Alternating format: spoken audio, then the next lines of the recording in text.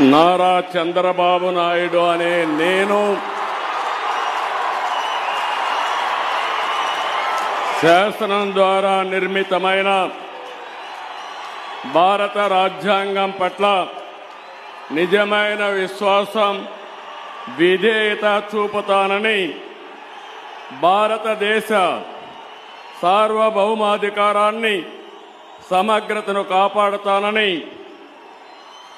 ఆంధ్రప్రదేశ్ రాష్ట్ర ముఖ్యమంత్రిగా నా కర్తవ్యాలను శ్రద్ధతో, అంతఃకరణ శుద్ధితో నిర్వహిస్తానని, భయం గాని, పక్షపాతం గాని, రాగద్వేషాలు గాని లేకుండా రాజ్యాంగాన్ని,